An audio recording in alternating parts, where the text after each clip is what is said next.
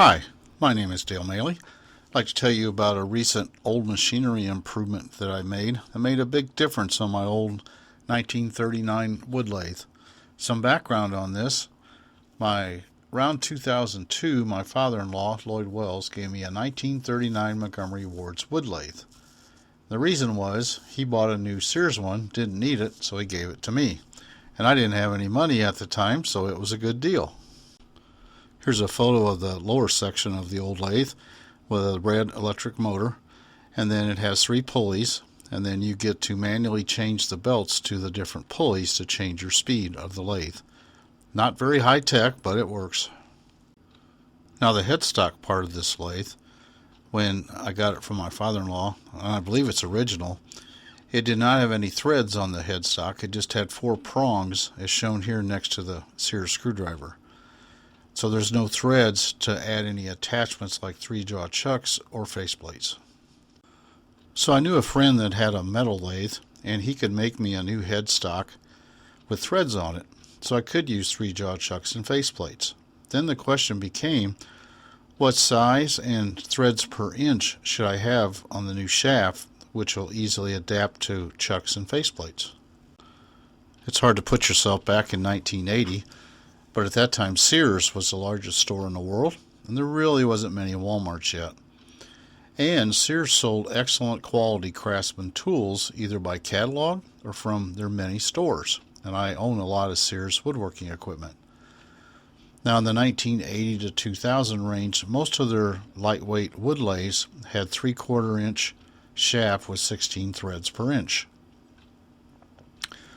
So I had my friend make me a new shaft for my old lathe, and then I bought a Grizzly 3-jaw chuck, and I bought a couple sizes of Sears faceplates to fit it.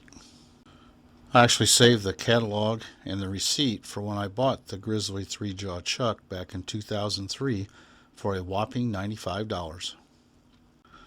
Here's a photo of my 6-inch Grizzly 3-jaw chuck.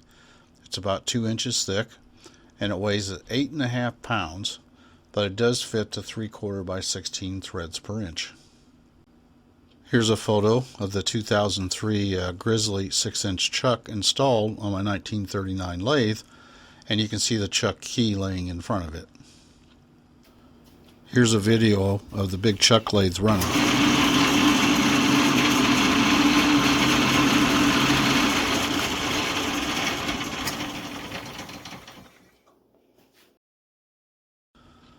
It's kind of hard to see, but in that last video, if you look closely, you can actually see the chuck and the bearings behind it vibrating back and forth. So there's a lot of vibration using that big chuck.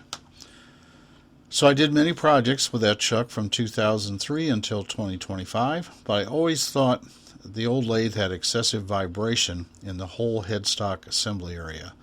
And I thought maybe I would get better turning results if I had less vibration.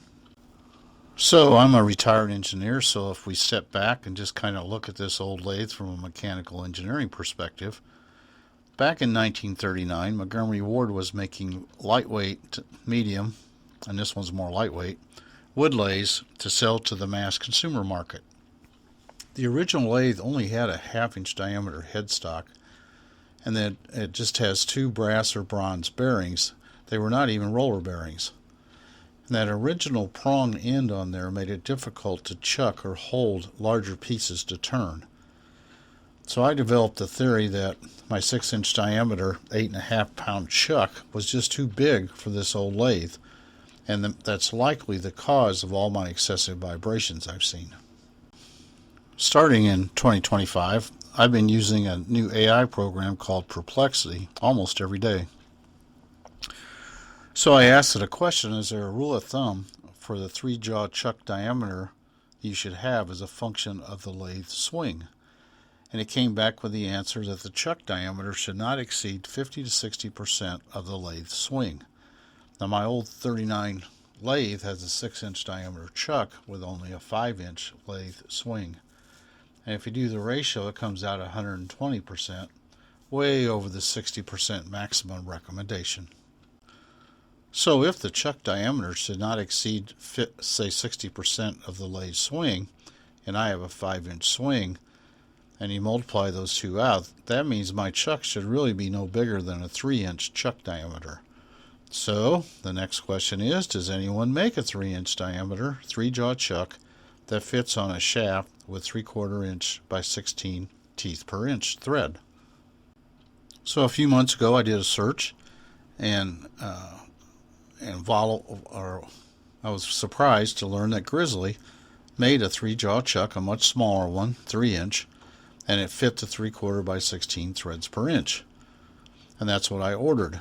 However, today when I went in to get a picture of it, I was surprised to see right after I ordered mine, they discontinued it. But I do know there's at least 2 or 3 other companies that are making this size of chuck to fit those threads. As you can see in this photo, there's a huge difference between my old 6-inch chuck that weighed 8.5 pounds and the new 3-inch diameter chuck. As best I can tell, only weighs about a pound. Here's a photo comparing the two chucks mounted on my 1939 lathe, and if you just look at them, the smaller chuck on the right just looks more appropriately sized for that old Montgomery Ward's lathe. On the left, that big 6-inch chuck really just looks too big from a common sense point of view. Now let's listen to the new one run.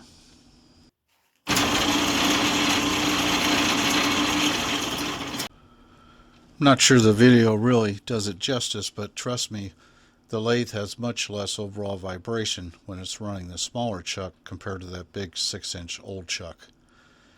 And then if you look at engineering principles, the amount of vibration is proportional to the amount of unbalanced mass, the radius, and the speed.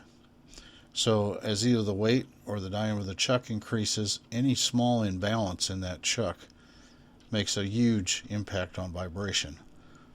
So in my case, my chuck ratio is twice as small, so I would expect to see at least 1/2 as much vibration, if not more, and I'm pretty sure that's the case that I have. So it took a lot of years, but I learned a lesson on this project. If you've got too big a chuck, it can cause excessive vibration and probably more wear on your bearings for an old lightweight lathe like I have.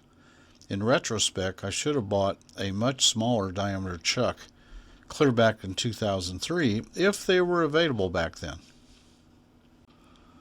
So in summary, this video explains the impact of the 3-jaw chuck size on the amount of lathe vibrations. Hopefully this video helps you on your projects and gives you some ideas. I hope you enjoyed the video, and please subscribe.